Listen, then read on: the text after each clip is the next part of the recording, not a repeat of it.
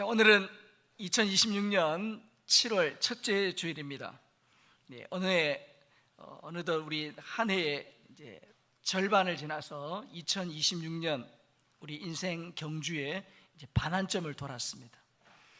지난 6개월을 돌아보니 모든 것이 하나님의 은혜입니다. 하나님 은혜로 우리가 여기에 서 있죠. 그리고 성도님들의 기도와 헌신으로 우리 교회도 여기까지 올 수 있었습니다. 그래서 오늘 우리는 이 전반기 베풀어 주신 하나님 은혜에 감사하며 우리 맥주 감사 예배를 드리고 있습니다.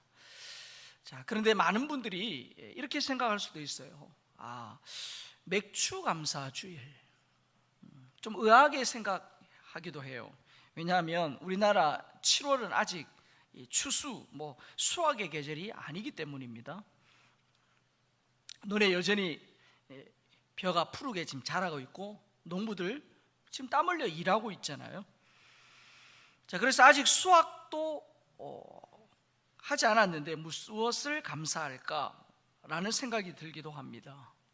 자, 그런데 이것은 우리나라의 관점에서 보면 그러한데 성경의 배경인 이스라엘의 그 기후, 농사 방식을 생각하면 이해가 됩니다. 결론부터 말씀드리면 정반대예요. 우리나라 기후와 이스라엘의 기후, 또 농업 방식이 기후에 따라 정반대입니다. 하나님이 신명기 11장 14절에 보면 이스라엘 백성들에게 이렇게 약속하셨는데 같이 읽겠습니다. 자, 시작. 여호와께서 너희의 땅에 이른 비 늦은 비를 적당한 때에 내리시리니 너희가 곡식과 포도주와 기름을 얻을 것이요. 성경을 보면 이른 비 늦은 비라는 말이 자주 나옵니다. 자, 그래 여러분 이 말씀을 좀 이해하려면 이른 비가 뭐냐, 늦은 비가 뭐냐를 좀 알아야 되는데, 여러분 우리나라는 올해는 이제 늦은 장마라서 아직 본격적인 장마가 시작되지도 않았는데, 우리나라는 여름에 비가 많이 오죠.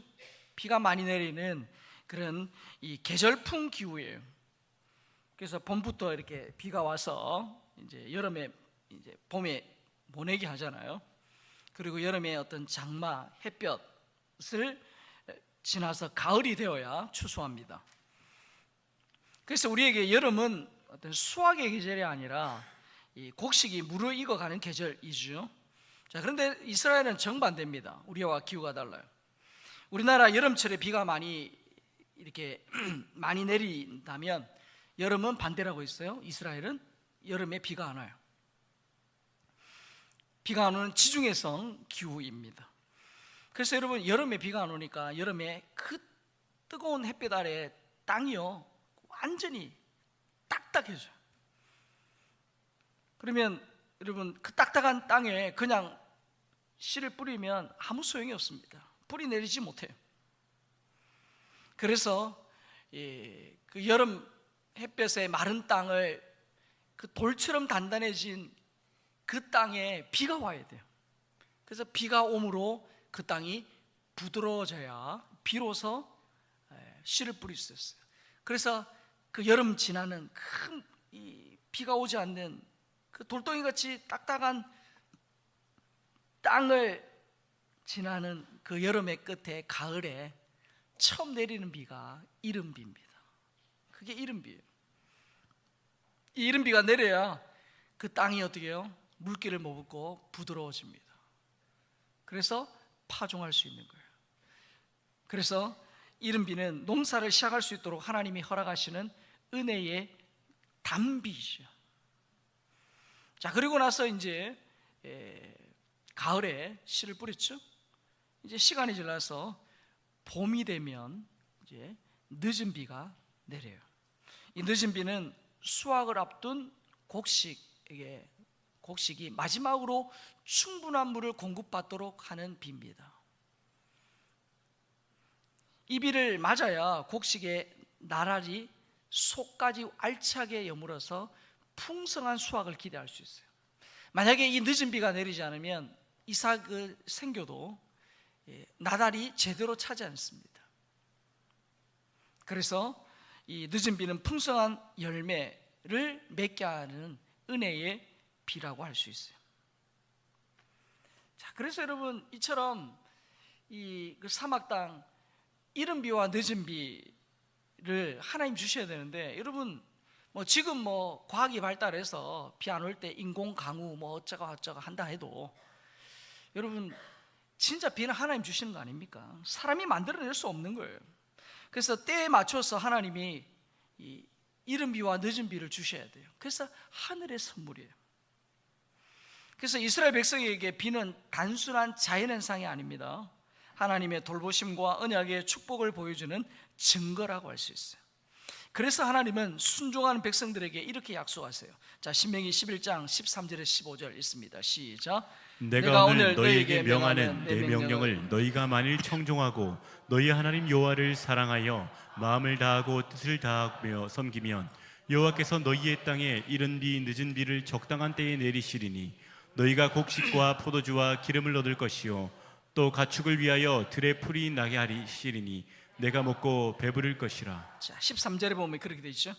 내 명령을 너희가 만일 청종하고 너희 하나님 여호와를 사랑하여 마음을 다하고 뜻을 다하여 섬기면 뭡니까? 내면에 하나님 사랑하는 마음으로, 하나님 사랑하고 하나님을 경외하는 마음으로, 외면으로 어떻게 해요? 명령을 지킬 때 말씀에 순종하는 백성에게 때를 따라 이른 비와 늦은 비를 주시겠다, 그렇게 약속하셔요. 그래서 그 결과 곡식이 풍성하게 하죠. 포도주와 기름을 주십니다. 그리고 가축의 먹거리까지, 가축이 먹을 수 있는 풀까지도 넉넉하게 공급해 주시겠다, 그렇게 말씀하시는 거예요. 그러니까 여러분 이스라엘 백성의 삶은 그 농경시대 그들의 삶의 처음, 중간, 끝, 시작부터 수확에 이르기까지, 그리고 사람뿐만 아니라 가축의 먹거리까지 모든 것이 하나님의 은혜와 공급하심에 달려있다, 그렇게 말합니다. 그래서 반대로 하나님이 동시에 엄중한 경고도 하시죠. 자, 신명기 11장 16절 17절 있습니다. 시작. 너희는 스스로 삼가라. 두렵건대 마음에 미혹하여 돌이켜 다른 신들을 섬기며 그것에게 절함으로 여호와께서 너희에게 진노하사 하늘을 닫아 비를 내리지 아니하여 땅이 소산을 내지 않게 하심으로 너희가 여호와께서 주신 아름다운 땅에서 속히 멸망할까 하노라. 자, 그래서 여러분 이스라엘 백성들에게 있어서 비가 그친다, 비가 오지 않는다라는 것은 단순한 어떤 가뭄 현상, 기후 변화 아닙니다. 하나님과의 관계가 깨어졌다라는 영적인 경고예요. 반대로 비가 내린다는 것은 뭡니까? 하나님이 그들과 함께 하신다. 그리고 그 하나님이 이스라엘 백성과 함께한 그 언약을 지키시고 은혜를 베풀고 계시다라는 증거예요. 자, 여러분 오늘날도 다르지 않습니다. 비록 우리는 우리 가운데는 농사 짓는 분들이 없죠. 거의 없는데 우리의 삶 역시 하나님의 은혜 없이는 단 하루도 살 수 없다라는 거죠. 우리에게 주신 건강, 또 가정, 직장, 사업, 교회, 나라, 민족, 여러분 우리의 힘만으로 이루어진 것이 없어요. 하나님이 보이지 않는 손으로 붙들고 계시고 때를 따라 돕는 은혜로 우리와 함께 하시기 때문에 우리가 오늘까지 올 수 있었다는 거예요. 그래서 맥주 감사주일은 단순히 이제 한 해의 절반, 상반기 돌아보면서 그냥 이제 상반기 지났구나 라는 정도의 의미가 아니에요. 지난 상반기 동안 베풀어 주신 하나님의 은혜, 그걸 어떻게 해요? 기억하고 세어보라는 거예요. 기억하고 또 감사하고 남은 하반기에도 동일한 은혜로 인도하실 하나님을 신뢰하며 드리는 믿음의 예배예요. 자, 그러면 여러분 우리가 잊을만 하면 맥주감사주일, 잊을만 하면 추수감사주일, 왜 이렇게 하나님이 감사를 하라고 하시는가? 특별히 우리가 한국교회는 농曆사회가 아니지만 7월 첫 주에 이렇게 맥주제를 감사주의를 지키라고 하시는 이유가 뭐냐? 특별히 구약의 이스라엘 백성들에게 이 맥주제를 해마다 지키라고 명령하신 이유가 뭐냐는 거예요. 하나님은 단지 절기를 지키는 형식만 원하신 것이 아니라 절기를 통해서 이스라엘 백성들이 또 우리가 반드시 기억하고 실천해야 될 삶의 중요한 원리들, 믿음의 원리들을 가르치세요. 자, 오늘 본문은 하나님이 맥주제를 지키라고 명령하신 세 가지 이유를 분명히 말씀합니다. 첫 번째가 뭐냐면 따라 봅시다. 주신 복을 기억하고 감사하라. 주신 복을 기억하고 감사하라. 자, 우리 본문 9절 10절을 다시 읽겠습니다. 시작. 7주를 셀지니 곡식의 낫을 대는 첫날부터 7주를 세어 내 하나님 여호와 앞에 7질절을 지키되 내 하나님 여호와께서 내게 복을 주신 대로 내 힘을 헤아려 자원하는 예물을 드리고. 자, 여기서 맥추절, 오늘 맥추절인데 저기에는 77절이라고 되어 있죠. 같은 말이에요. 같은 말인데 이 77절이라는 게 뭡니까? 이제 7주를 세는 거예요. 7 곱하기 7이에요. 하나님은 보리를 처음 수확하기 시작한 날부터 7주, 즉 49일입니다. 49일을 지나고 난 이후에 50일째 되는 날, 그날을 절기로 지키라, 그렇게 명령하셨어요. 그래서 이 절기를 77절이다 그렇게 말하는데, 이 77절은 특별히 6월절과도 관련이 있어요. 여러분, 6월절이 뭡니까? 출애굽한 날, 이스라엘 백성들이 애굽의 노예로 있다가 출애굽할 때 그 6월절, 어린 양을 잡은 그 6월절이잖아요. 그래서 6월절이 출애굽의 구원을 기억하는 절기라면 이 77절은 뭡니까? 그들이 이후에 하나님 약속하신 가나안 땅에 들어가서 풍성한 수확을 할 수 있도록 인도하신 그 하나님께 감사하는 절기예요. 그리고 이 절기는 밀수확이 끝날 무렵에 지키는 절기이기 때문에 맥추절이다 그렇게 말씀하는 거예요. 여러분, 이걸 뭘 의미합니까? 하나님은 백성들에게 구원의 은혜뿐만 아니라 우리 삶의 모든 부분을 돌보시는 그 은혜까지를 기억하고 감사라는 거예요. 그러면서 본문 10절에 보면 이런 말씀이 있죠. 여호와께서 내게 복을 주신 대로, 이렇게 되어 있어요. 여호와께서 내게 복을 주신 대로. 여러분, 이 신명기를 기록한 모세가 이렇게 말하지 않아요? 네가 열심히 일한 만큼, 그렇게 말하지 않아요? 그리고 네가 그 땅에서 많이 거두었으니 감사하라, 그렇게도 말하지 않아요. 뭐라고 말합니까? 여호와께서 내게 복을 주신 대로. 여러분, 이 말을 들었을 때 이스라엘 백성들은 그 말이 무슨 말인지를 이해했을 거예요. 왜냐? 여러분, 이스라엘 백성들이 씨는 뿌리죠.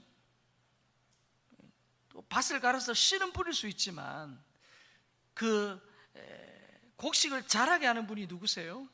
그리고 그 이른 비와 늦은 비를 주시고 햇빛을 주시는 분이 누굽니까? 하나님이세요. 씨는 인간이 뿌릴 수 있지만 정말 그것이 자라게 하고 열매 맺게 하는 일은 인간이 못해요. 여러분, 텃밭 가꾸시는 분 계시잖아요. 맞죠? 여러분, 텃밭 가꿀 때 씨는 여러분이 뿌리죠. 맞죠? 근데 실제로 비를 내리고 햇빛을 통해서 자라게 하는 거는요, 하나님이 하시는 거예요. 그래서 풍성한 수확은 사람의 노력만으로 얻은 것이 아니고 하나님의 은혜다, 그것을 복이라고 표현했고요. 그래서 어떻게 해요? 복을 주신 대로. 그래서 그 첫 열매를 하나님께 드리는 것은 단순히 곡식을 바치는 그런 의미가 아니라 어떻게 해요? 모든 것이 하나님에게서 왔습니다라는 믿음의 표현이에요. 모든 것이 하나님께서 왔다. 그러면서 하나님은 자원하는 열매라는 말을 쓰세요. 자원하는 예물을 드리라고 하세요. 그러니까 하나님이 억지로 어쩔 수 없어 벌 받을까 봐 그렇게 감사하는 감사하는 걸 기뻐하지 않았어요. 어떻게 말하면 감사, 의무라고도 표현할 수 있겠지만 의무를 지나서 넘어서 하나님의 은혜를 깨달은 사람이 기쁜 마음, 자원하는 마음으로 드리는 신앙의 고백이에요. 자녀가 철이 들면서 부모의 그 감사를 깨달고 부모님에게 잘하는 것처럼 하나님의 은혜를 경험한 성도도 어떻게 해요? 나 같은 죄인을 구원해 주시고 그리고 여기까지 인도하신 하나님의 은혜를 깨달은 사람이 기쁨으로 기꺼이 감사하는 것이 하나님이 기뻐하신다는 거예요. 우리가 맥주 감사주의를 지나가면서 과연 내가 무엇을 감사해야 될까? 내게 감사가 무엇일까? 한번 여러분들이 곰곰이 한번 생각해 보시면 좋을 것 같아요. 하나님이 지난 상반기 그 전쟁의 여파 속에서도 우리를 지켜주시고 이 열강의 틈바구니 속에 있는 이 대한민국의 은혜를 베푸시고 우리가 살고 있는 이 안산 땅에 함께 하시고 우리 교회 가운데 우리 가정에 또 우리 가족들에게 우리 자녀들에게 내게 건강을 주신 것 또 직장을 주시고 또 사업 현장에 은혜 베풀어 주신 것 여러분 감사할 것들이 이렇게 적어보면요 굉장히 많아요. 무엇보다 오늘 이렇게 건강한 모습으로 하나님 앞에 이 맥주 감사주의를 예배를 드릴 수 있다는 것도 얼마나 감사한 일인지 몰라요.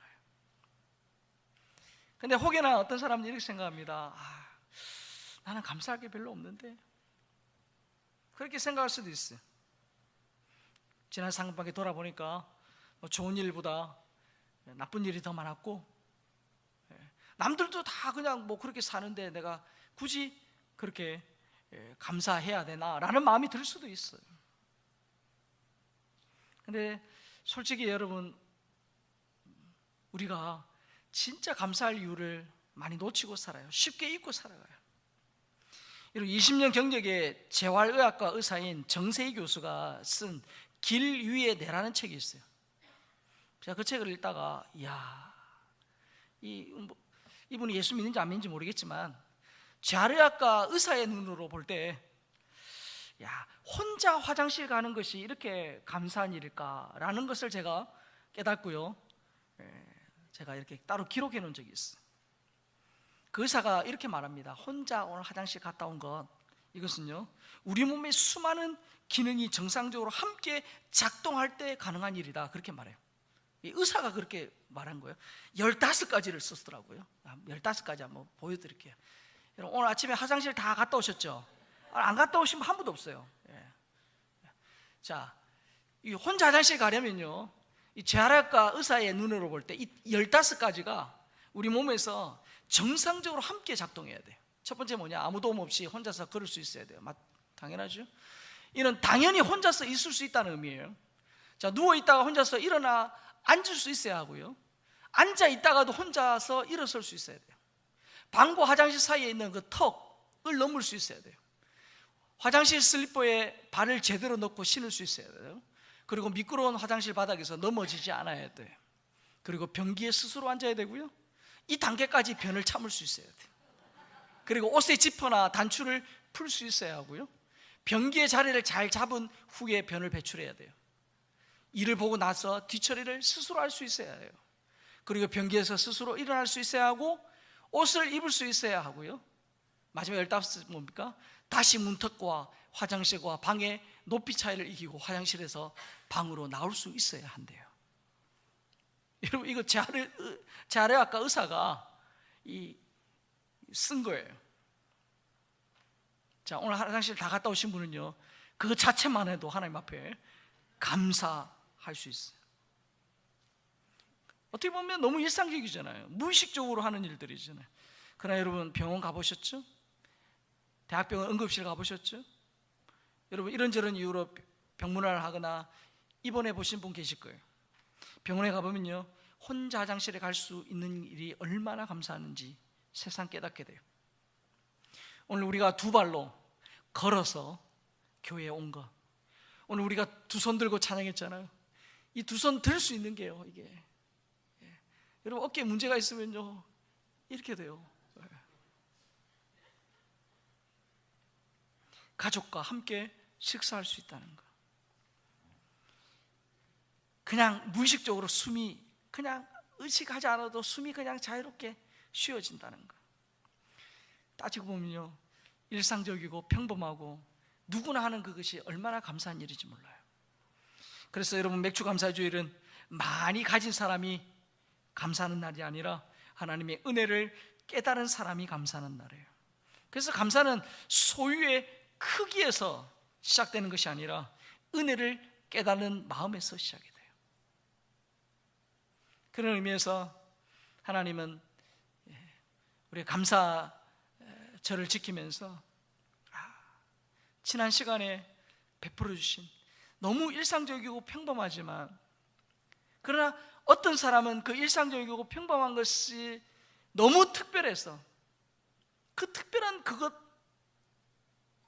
그러나 우리에게는 너무 일상적인 그것을 원하는 사람들이 많다는 걸 기억하고,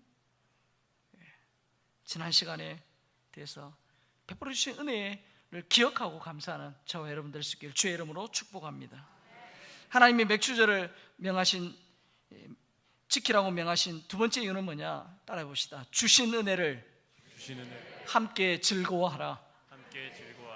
자, 본문 11절 같이 읽겠습니다. 시작. 너와 내 자녀와 노비와 내 성중에 있는 레위인과 및 너희 중에 있는 객과 고아와 과부가 함께 내 하나님 여호와께서 자기 이름을 두시려고 택하신 곳에서 내 하나님 여호와 앞에서 즐거워할지니라.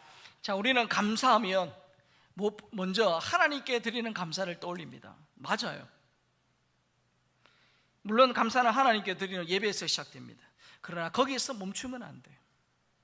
하나님은 맥주절을 지키는 백성에게 함께 즐거워하라 그렇게 말씀합니다. 함께 즐거워하라. 여러분, 맥주절 혼자 기뻐하는 절기 아니에요. 감사의 자리에 나와 내 가족만 있는 게 아니에요. 11절에 뭐라고 말합니까? 하나님은 레위인과 객과 고아와 과부까지 함께 초청하라 그렇게 말해요. 레위인 누굽니까? 땅을 기업으로 받지 못한 사람들이에요. 객은 누굽니까? 타국에서 온 나그네예요.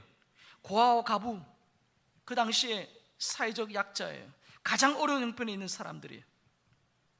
하나님은 그 누구도 감사의 기쁨에서 소외되지 않기를 원하셨어요. 자, 예를 들어 봅니다. 승진하거나 좋은 일이 생겼을 때 혼자만 기뻐하는 것이 아니라 가족이나 친구들에게 음식을 대접하거나 함께 기쁨을 그렇게 나눌 때 더 행복해져요. 행복이 더 커져요. 생일이에요. 생일 케이크 혼자 먹으면 어때요? 한 끼 디저트에 불과하지만 나누면 모두의 기쁨이 돼요. 감사도 그래요. 하나님께 받은 은혜를 마음에만 간직하지 말고 이웃과 함께 나눌 때 하나님의 사랑이 더 크게 전달돼요. 그래서 예수님 뭐라고 말씀하세요? 주는 것이 받는 것보다 복이 있다 그렇게 말씀하세요. 그래서 진정한 감사는 혼자 간직하는 마음이 아니라 함께 나누는 삶에서 완성돼요. 그래서 감사는 나눌수록 더 풍성해지죠. 그래서 맥주 감사주일도 마찬가지예요. 감사는 우리 교회 예배당 안에서만 끝나서는 안 돼요. 어려운 이웃을 돌아보는 하나님의 사랑으로 이어져야 돼요. 다음 세대를 세우는 헌신으로 이어져야 돼요. 이번 이 캄보디아 단기 선교처럼 복음과 물질을 흘려보내는 선교로 이어져야 합니다. 그래서 여러분, 우리 교회는 감사절을 지나가면서 이런 일들을 계속해 왔어요. 이번에도 성도 여러분이 드리는 맥주 감사 헌금을 통해서 어려운 이웃에게 하나님의 사랑을 흘려보낼 겁니다. 특별히 이번에는 안산에 거주하는 고려인 가정들을 좀 도울 계획이에요. 우리가 하나님께 받은 은혜를 지역사회와 다음 세대와 또 세계 선교를 위해 나눌 때 하나님이 기뻐하세요. 참된 감사는 뭡니까? 하나님께 올려드릴 뿐 아니라 이웃에게 흘려보내는 삶으로 이어져야 합니다. 그 일에 헌신하는 여러분 될 수 있기를 주의 이름으로 축복합니다. 마지막으로 하나님께서 맥주절을 지키라고 명하신 세 번째 이유는 뭡니까? 따라 봅시다. 구원의 은혜를 기억하라. 구원의 은혜를 기억하라. 자, 본문 12절입니다. 시작. 너는 애굽에서 종되었던 것을 기억하고 이 규례를 지켜 행할지니라. 자, 하나님이 갑자기 농사 이야기를 멈추시고 애굽에서 종되었던 일을 기억하라 그렇게 말씀하세요. 왜? 여러분, 수확하는 수확의 이 감사하는 절기에 출애굽을 기억하라고 하신 이유가 뭐예요? 여러분, 수확보다 더 먼저 기억해야 할 하나님의 은혜가 있기 때문이에요. 그게 뭡니까? 구원의 은혜예요. 여러분, 이스라엘 한때 애굽의 종이었어요. 종, 자유 없습니다. 미래가 없어요. 희망이 없어요. 자신의 미래를 스스로 그렇게 결정할 수 없습니다. 그런 그들을 하나님이 구원하셨어요. 자유민이 되셨어요. 자기의 미래를 스스로 결정할 수 있는 그런 자유를 주기 위해서 홍해를 가르셨어요. 광야에서 만나와 메추라기로 먹이셨어요. 그리고 마침내 약속의 땅에 인도하셨어요. 그리고 그 땅에서 풍성한 수확까지 허락하신 거예요. 그래서 하나님은 그들이 이 수확의 기쁨에 어떻게 해요? 취한 채 그 환경이 좋아진 것에만 평안한 어떤 삶에 감사하기 전에 어떻게 해요? 그 수확보다 먼저 구원을 기억하라 그렇게 말씀하세요. 열매를 보기 전에 먼저 은혜를 기억하라 그렇게 말해요. 왠 줄 압니까? 여러분, 사람은 형편이 좋아지면 하나님의 은혜, 가족의 은혜, 이웃의 은혜를 쉽게 잊어버리는 존재예요. 배가 부르면 과거의 그 배고픔을 잊고 평안해지면 과거의 그 눈물을 잊기 쉬운 죄인이에요.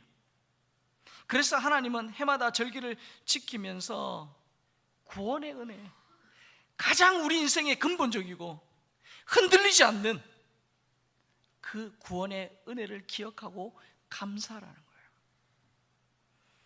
사랑하는 성도 여러분, 우리가 지금 다 예수님을 믿고 하나님의 자녀가 되었지만 우리의 과거, 예전에 그 마귀의 노예로서 죄의 종으로서 살았던 우리의 과거를 기억해야 돼요.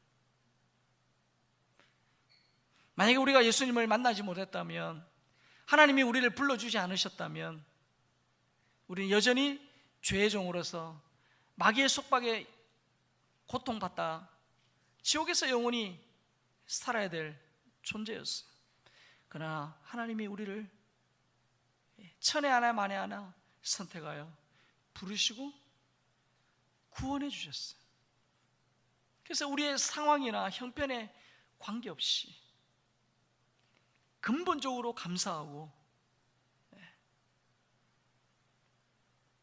하나님의 은혜를 기억할 수 있는, 기억해야 되는 이 구원의 은혜를 먼저 기억하라는 거예요.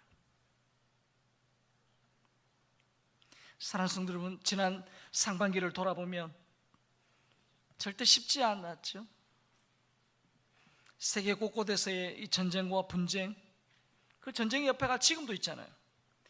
국제경제의 불안과 물가 상승으로 많은 사람들이, 소상공인들이 어려움을 겪었어요. 우리나라 역시 정치 변화, 정치적 변화, 그리고 사회적 갈등 속에서 미래를 걱정하는 시간이 많았습니다. 우리도 마찬가지예요. 지난 상반기 지나가면서 때로는 질병 때문에, 때로는 사업과 직장의 어려움 때문에, 자녀의 진로 때문에, 가족 간의 어떤 갈등 때문에, 또 사랑하는 가족과 이별하는 그 슬픔을 견딘 그런 성도들도 많이 있었어요. 그럼에도 한 가지 분명한 사실은 뭡니까? 지난 6개월 동안 우리보다 앞서 걸어가신 하나님이 계셨고 우리를 붙들어 주신 하나님의 은혜가 있었다는 거예요. 이스라엘 백성에게 이른 비와 늦은 비를 내려주셨던 것처럼 하나님이 어려운 중에도 때를 따라 돕는 은혜로 우리와 함께 하셨다는 거 우리가 기억해야 합니다. 넘어질 때마다 우리를 붙들어 주시고 힘든 순간마다 성령께서 우리를 위로해 주시고 하나님과 또 가족과 성도들의 그 위로와 격려와 지지를 통해 여기까지 올 수 있도록 우리를 인도해 주셨어요. 그래서 오늘 우리 맥주 감사주의를 지나가면서 지난 상반기에 베풀어 주신 하나님의 은혜를 기억하고 감사할 뿐만 아니라 받은 은혜를 우리 이웃과 함께 나누고, 무엇보다 우리를 죄에서 구원하시고 하나님의 자녀 삼아주신 그 구원의 은혜를 기억하고 감사하는 저와 여러분 될 수 있기를 주의 이름으로 축복합니다. 우리가 지난 상반기를 지나서 이제 하반기를 시작했어요. 이 하반기에 세계적으로 또 국가적으로 지역적으로 교회적으로 우리 가정적으로 어떤 일이 일어날지 우리는 모릅니다. 알 수가 없어요. 그러나 분명한 사실 한 가지, 우리가 신뢰하고 믿고 있는 사실은 뭡니까? 어떤 상황 속에서도 하나님 우리를 붙드시고 우리를 인도하시고 변함없이 우리와 함께 하시고 우리를 사랑으로 이끌어 가시는 그 하나님을 신뢰하고 그 하나님 바라보는 거예요. 여러분, 세상은 흔들립니다. 상황은 자꾸 바뀌어요. 그러나 우리를 붙드시는 하나님의 손은 절대 변하지 않는다는 사실을 우리가 기억하고, 두려움보다 믿음을, 또 염려보다 감사를 선택하고 변함없는 하나님의 은혜를 사모하며 이번 하반기도 또 믿음으로 승리하는 저와 여러분 될 수 있기를 주의 이름으로 축복합니다.